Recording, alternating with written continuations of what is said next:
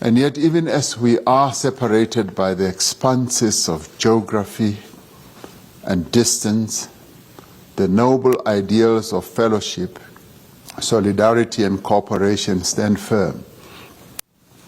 They are the bedrock on which the United Nations was formed 76 years ago, and they have been our guide as we confront the worst global health emergency in over a century. The COVID-19 pandemic has caused great devastation around the world. Millions of lives have been lost and livelihoods have been destroyed. It has shaken our sense of well-being and security. Yet the strong bonds of solidarity between nations have enabled us to overcome great challenges. It was through multilateral solidarity, support and cooperation between member states that countries in need were able to access medical equipment and supplies. In dealing with COVID-19 pandemic, it is generally agreed that vaccines are the greatest defense that humanity has against the ravages of this pandemic. It is therefore a great concern that the global community has not sustained the principles of solidarity and cooperation in securing equitable access to COVID-19 vaccines. It is an indictment on humanity that more than 82% of the world's vaccine doses have been acquired by wealthy countries, while less than 1% has gone to low-income countries. Unless we address this as a matter of urgency, the pandemic will last much longer and new mutations of the virus will emerge and spread. South Africa reaffirms its call for fair and equitable distribution of vaccines. We urge all member states to support the proposal for a temporary waiver of certain provisions of the Agreement on Trade-Related Aspects of Intellectual Property Rights to allow more countries, particularly low and middle-income countries, to produce COVID-19 vaccines. In this interconnected world, no country is safe until every country is safe. We need to prepare now for future pandemics and work with greater determination towards the goal of universal health coverage.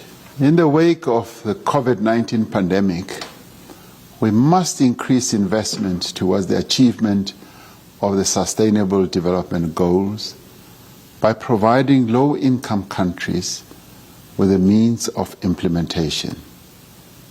In this respect, the G20 Debt Standstill Initiative is a welcome response to the fiscal and liquidity challenges faced by least developed economies. The agreement on the allocation of $650 billion in special drawing rights is significant, but it is insufficient to meet the extent of the enormous need.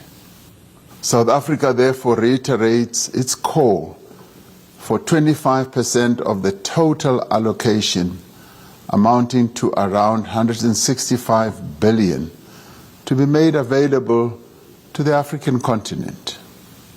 Mr. President, climate change is an existential crisis for the entire world, yet poor countries are particularly vulnerable.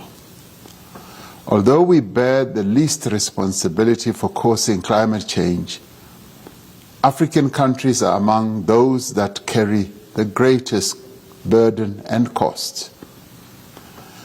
For the forthcoming COP26 in Glasgow, to respond adequately to the crisis we face, we need to see greater ambition and progress on mitigation, adaptation, and the means of implementation. COP26 must therefore launch a formal program of work on the implementation of the global goal on adaptation. The pandemic has been a stark reminder of our mutual dependency, and that instability in one region of the world inevitably impacts its neighbors. That is why we seek to enhance the relationship between the UN and the African Union in maintaining peace, financing peace-building efforts, and advancing post-conflict reconstruction and development. South Africa continues with its efforts to contribute to international peace and security through our membership of the Peace Building Commission and our continued engagement in UN peacekeeping. The right of the Palestinian people to self-determination has been raised in this assembly for almost as long as this body has been in existence. We raise it again today, not because we are bound by practice to do so, but because we resolutely believe that there shall be no peace and no justice until the Palestinian people are free from occupation and are able to exercise the rights for which this United Nation stands for. We have a responsibility as the nations of the world to spare no effort in finding a just, lasting, and peaceful solution, one that is based on internationally agreed parameters enshrined in the relevant UN resolutions.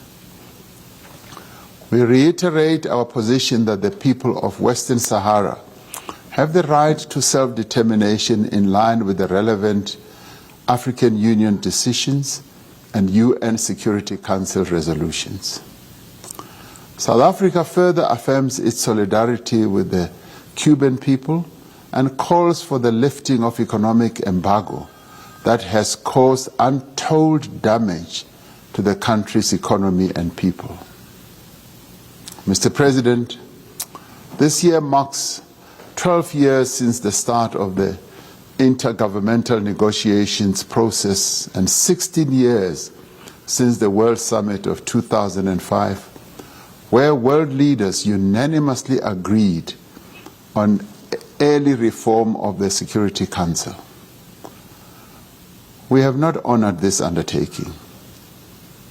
South Africa reiterates its call for urgent reform and for a move to text-based negotiations through which an agreement can ultimately be reached. We must address the underrepresentation of the African continent in the UN system and ensure that the voice of the African continent, wherein 1.3 billion people reside, and the global South in general is strengthened in the multilateral system. Concurrent with achieving equitable geographical representation in the UN, we must also address the question of gender parity. Yesterday we marked the 20th anniversary of the adoption of the Durban Declaration and Programme of Action at the World Conference Against Racism that was held in South Africa. This remains the international community's blueprint for action to fight racism and other forms of intolerance. We are bound by a common responsibility to fight both the legacy of past racism and the manifestation of racism in the present. Racism, like sexism, like xenophobia, like homophobia, demeans all of us.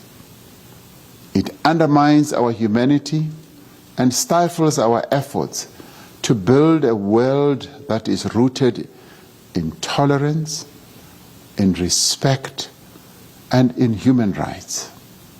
We must use this anniversary to renew our commitment to combating racism, racial discrimination, xenophobia, and related intolerances wherever they are found. Mr. President, the challenges we face are immense, We have to drive the global economic recovery. We have to implement the 2030 Agenda for Sustainable Development. We have to advance gender equality and the empowerment of women. We have to address climate change, maintain peace and security, and protect society's most marginalized. Above all, we must close the wounds of poverty, inequality, and underdevelopment that are preventing societies from realizing their full potential. This can only be done within the framework of a revitalized and reformed multilateral system with a strong and capable United Nations at its center. At this defining moment, this General Assembly of the nations of the world is once again called upon to inspire, to guide, and to lead. The United Nations stands as a beacon of hope for all who dream of a better world. Let us together, with the United Nations as our instrument, write a new history for humankind, one of equality, freedom, fundamental rights, and shared prosperity for all, leaving no one behind. I thank you.